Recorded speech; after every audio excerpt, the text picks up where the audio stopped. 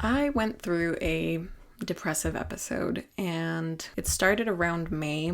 I'm filming this in August. I'm still kind of recovering from this whole thing, but I will say I'm doing a lot better. And I debated a lot about whether or not I wanted to even make this video because on the one hand, I'm very, very passionate about mental health awareness and destigmatizing mental illness and educating people about mental illness so that they can better understand it and be more accepting, more helpful towards people who suffer from mental illness. But on the other hand, I also didn't want this to come across as me complaining or looking for sympathy.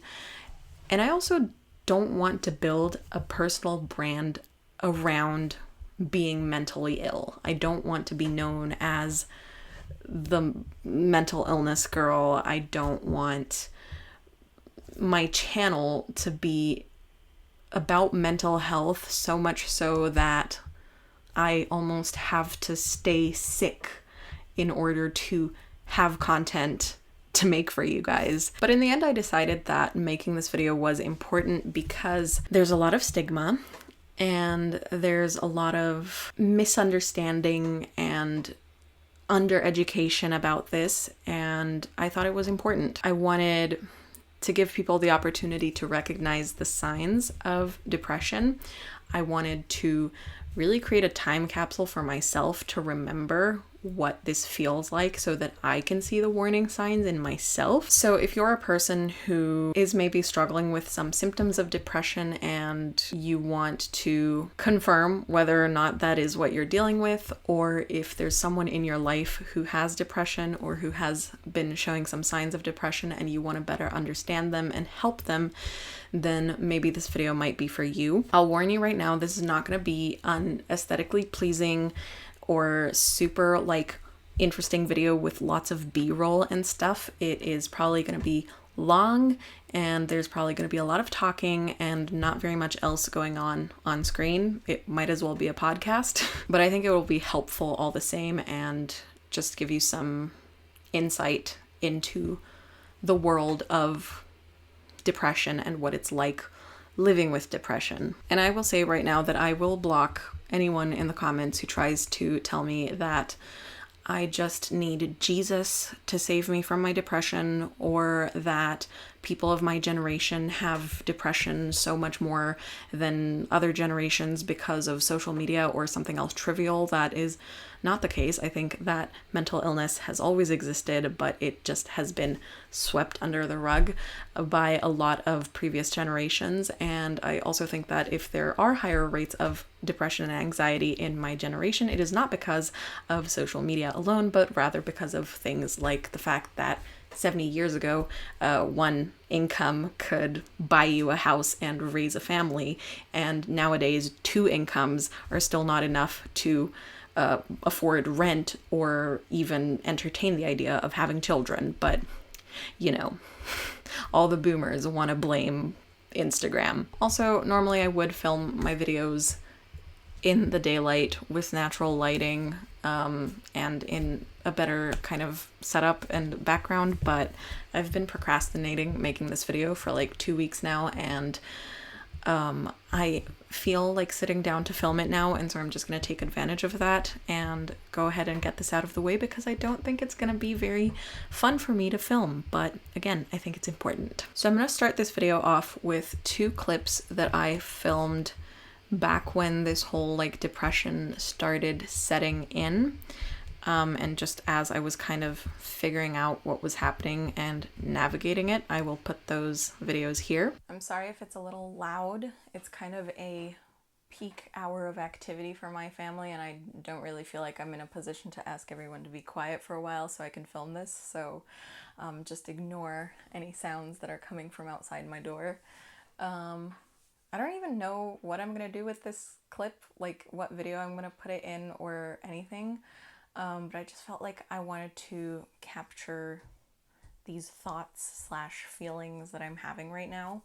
So basically, it's already the second time in the span of a few days when I've had a really productive day, but I feel like I've been really unproductive, and I feel really like unsatisfied with myself and unsatisfied with what I've accomplished that day.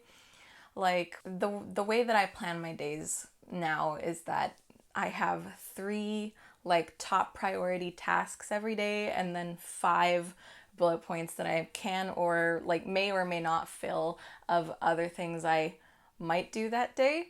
But there's like 3 things that I have to get done that day, right? And today I have crossed off all 3 of my top priorities plus 1 of my might do items and worked on another couple of my might do items. I also worked faster today than I normally do, which meant that I earned more money per hour than I would usually earn, because I have like a goal every day of how much money I want to earn that day. And today I not only surpassed it, but also like earned that money in less time than I usually do. I studied my Chinese. I did some exercise. I went outside for a walk. I did like a bunch of stuff. I cleaned my room.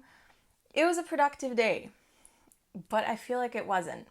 And I don't know why, but I also think I'm just really missing the novelty in my life. Like I feel like I want more newness. I want more hobbies. I want more something. Like there's not enough of a sense of forward motion. Every day just like kind of feels the same. And I'm really trying to figure that out. I'm really trying to figure out how I can introduce a sense of novelty into every single day, because that's just like, I feel like that's what I really crave right now. And I want to find better ways of filling the empty space in my time and on my calendar, on my schedule every day. I don't really know where I'm going with this, because this is something that I haven't figured out a solution to yet, but I thought it would just be good to capture these thoughts, and maybe I'll put them in a future video, or maybe I'll find the answer to this problem that I'm having and be able to share it with you guys as well. But in the meantime, we're all in this together. Na, na, na. I don't know the rest of the lyrics. This was so cringe. Also, I'm trying not to move my arms too much because I lost my razor and haven't been able to shave my underarms in like a few days, and I'm very self-conscious right now. I know I shouldn't be, but I am. I'm one of those bad feminists who doesn't like my underarm hair and doesn't want people seeing. But yeah, that was pretty much, that was the video. That was whatever this is. Those are the thoughts that I'm having. I hope tomorrow is different. I hope tomorrow feels like actually productive. Like I hope whatever I do tomorrow to be productive actually leaves me feeling satisfied with myself and like pleased and content. I guess content, I think, is what I'm looking for. That's the feeling that I'm looking for, is feeling content with how I spent my day. And right now I'm not feeling content. I'm feeling bored and unmotivated and more bored. Yeah.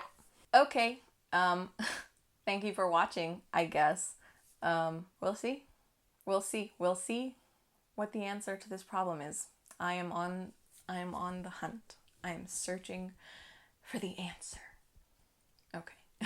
Bye. So that feeling of kind of futility of everything I was doing that I was talking about just like a few days ago has now bubbled over into like a full-blown depressive episode. And I guess I'm documenting this because I think it's important for me to remember and be aware of my symptoms. I'm trying not to cry because I feel sorry for myself.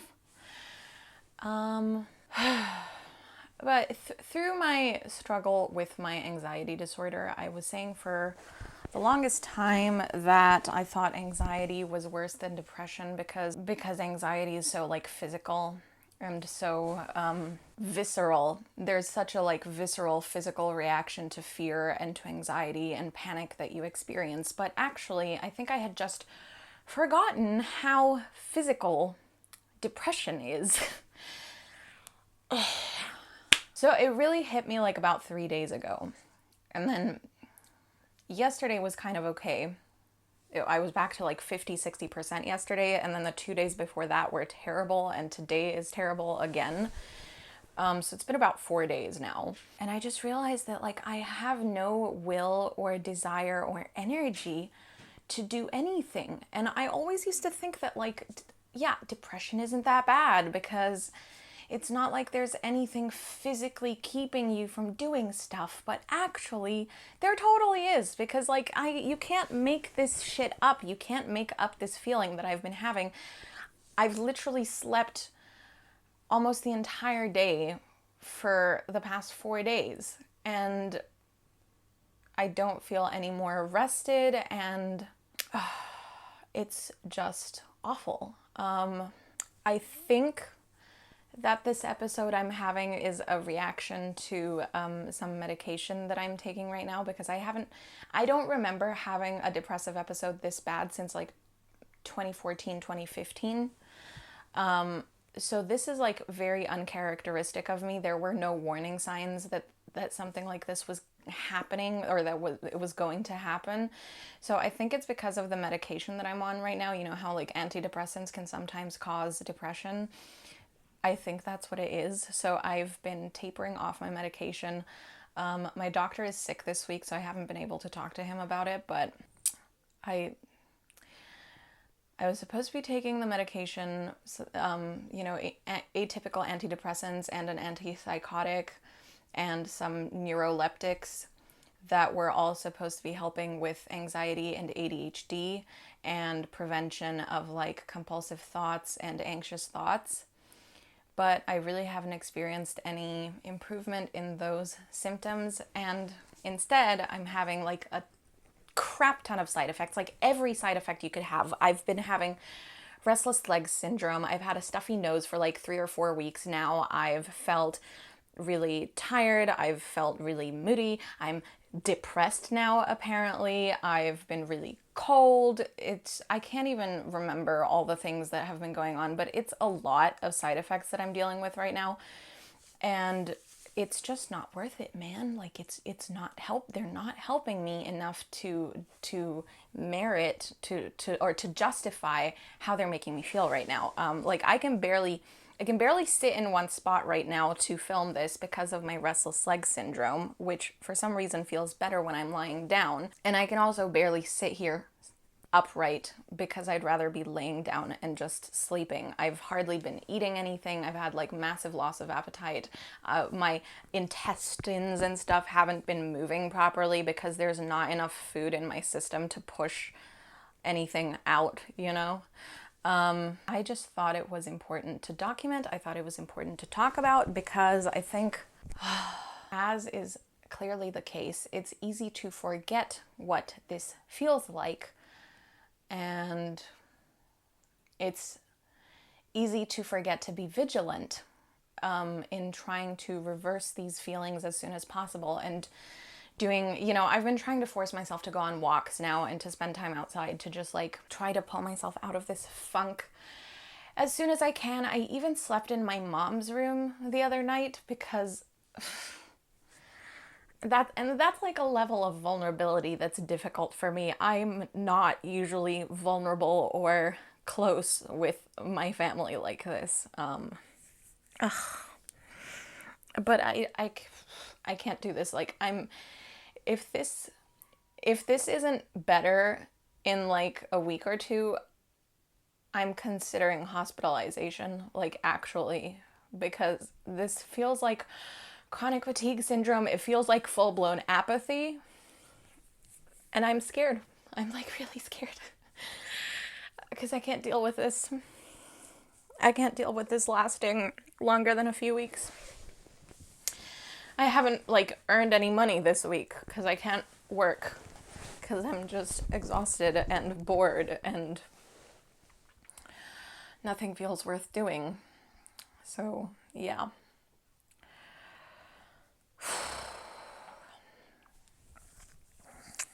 All right, that was it. Hopefully in the next update, I'll be feeling better and will be able to be on the other side of this whole thing. I really hope so. Ugh. because otherwise I don't know what I'm gonna do. Okay, that was it. Bye-bye.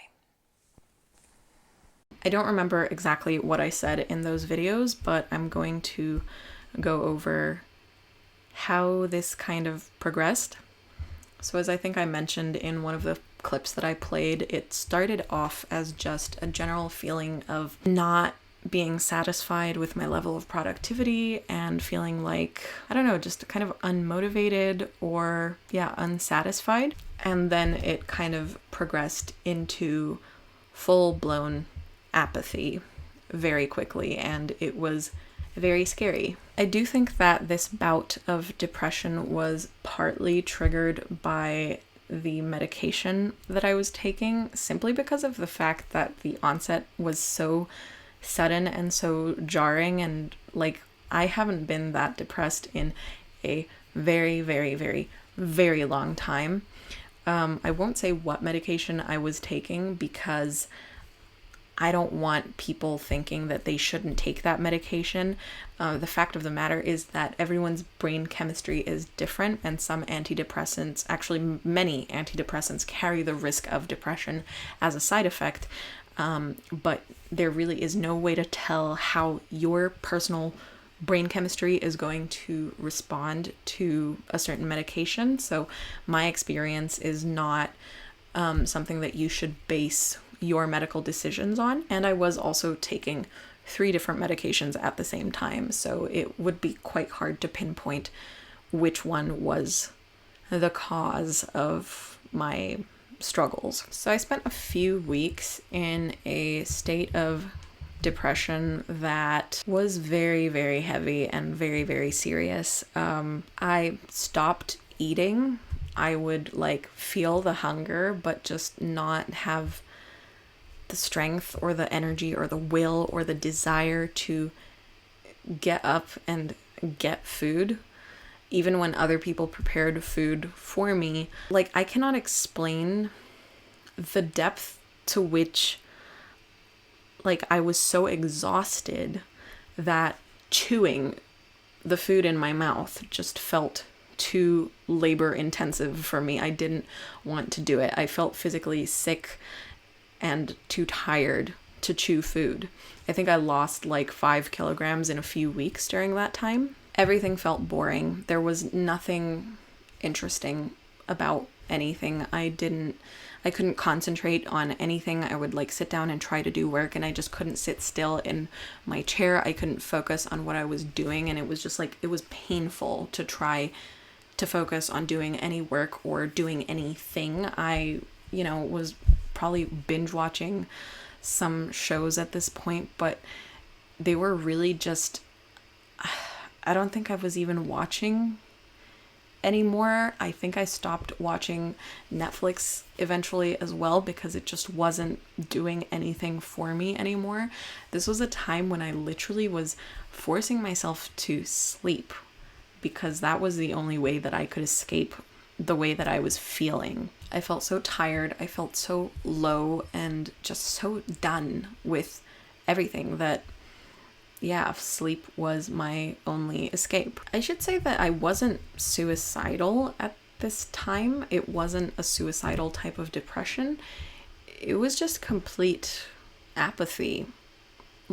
Existing just was of no interest to me anymore. I was basically a vegetable. Of course, this led to loss of income because I wasn't doing any work anymore for my freelance stuff, so I couldn't make any money during this time because I just wasn't working. This might be a little TMI and kind of embarrassing for me to talk about, but I also feel like it's just, this was a serious medical concern and a serious symptom, and so I should talk about it. But it got to a point where I was so dehydrated and so undernourished and also just physically, mentally, and emotionally weak that I would go to the bathroom and I just couldn't go. I was severely constipated for a while and even had to take laxatives because I just didn't have the strength to bear down and push the waste out of my body. Like, that is the level to which it got. I stopped showering and wore the same clothes for days and days in a row. It got to a point where I was genuinely worried that like I would just die, that I would just stop existing. There's this concept of give up itis or psychogenic death. You can look it up, and it's basically death as a result of the loss of the will to live. I'm gonna Google the stages of psychogenic death because I think it'll make a lot more sense.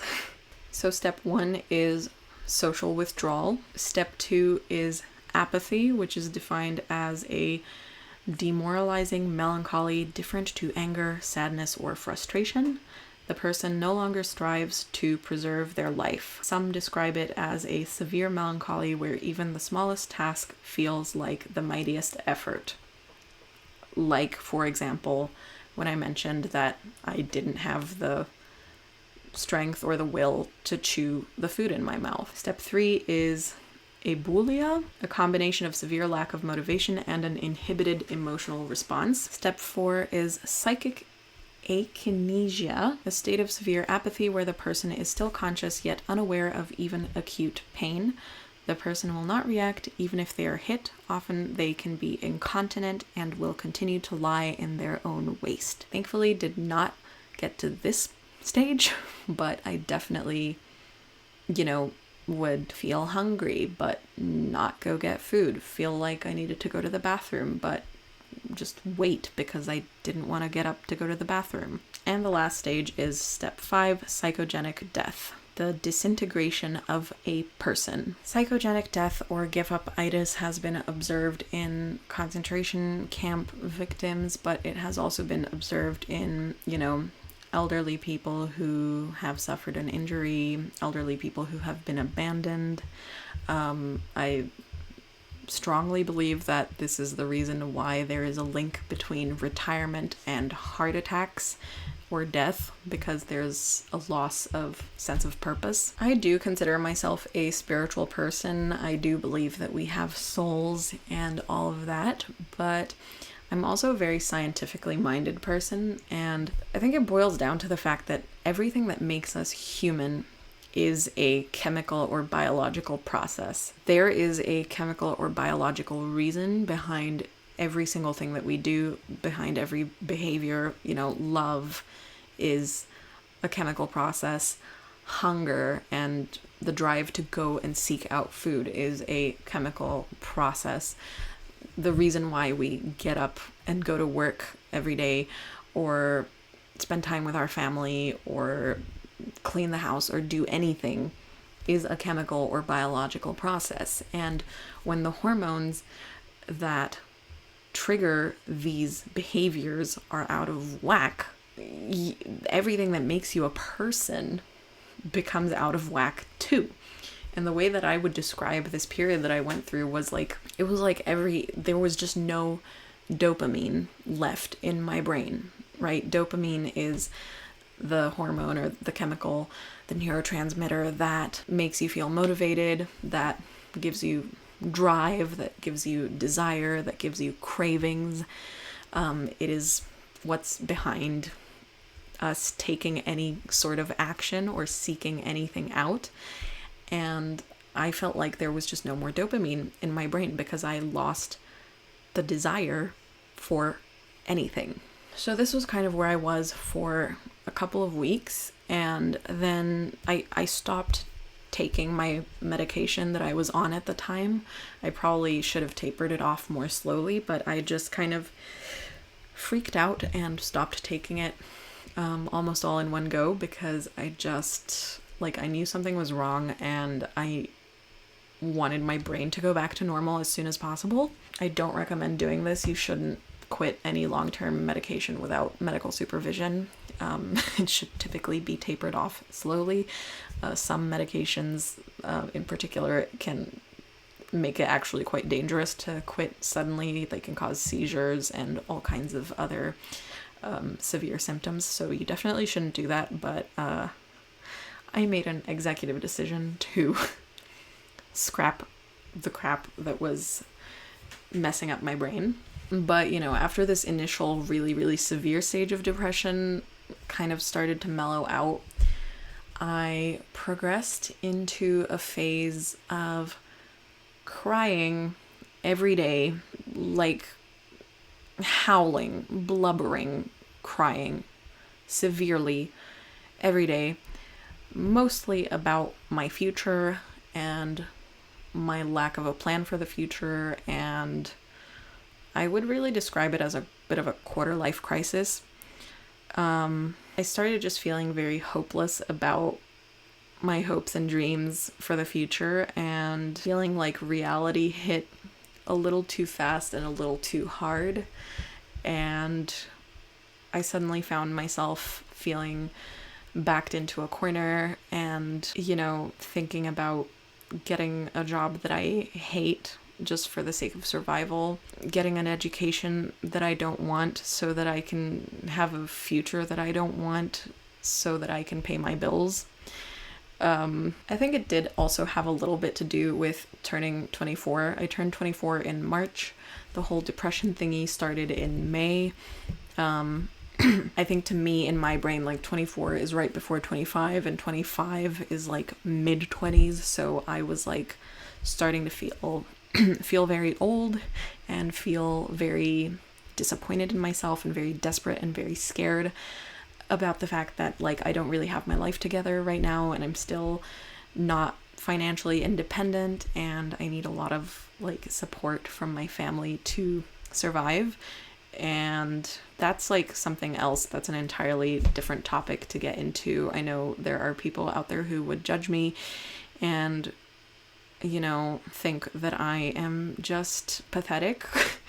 But I also know that there are other people who understand that some people just need a little bit more time to figure things out. That's not really the point of this video, though. You know, I do think that this had some things to do with my upbringing and the fact that for a lot of my childhood, I lived a very privileged and at times very easy life that in some ways didn't prepare me for adulthood and being independent, and left me with sometimes a sense of entitlement, and kind of feeling like I was up on a pedestal, and this whole like experience was kind of me falling off the pedestal into the very depths of despair that I was completely mentally unprepared for. I think if you look at like my desires for the future, a lot of people would call it a little bit delusional, and I went through a really, really rough period where that whole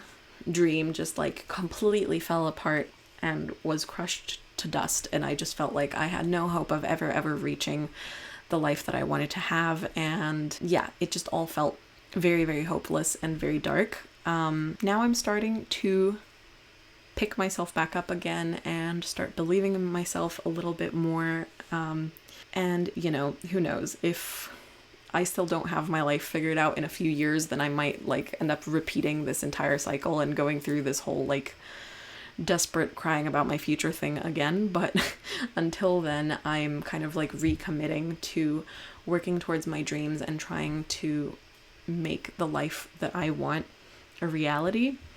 And some people might not agree with that and might not think that that's the wisest or most realistic decision, but that's where I am right now. That's where I feel like I need to be, and it actually has been good for my mental health in a lot of ways. I think like the last few weeks there's been a lot more passion, a lot more excitement, a lot of creativity in my work and in my life, and things are starting to look up for me, on even like on a very realistic level. Like financially, I've been doing a little bit better the last few weeks because I've decided to put myself out there and double down on my creative pursuits. And I guess that takes us to where I am at right now, which is, I'd say for the most part, emotionally, I've recovered from the depressive episode that I went through.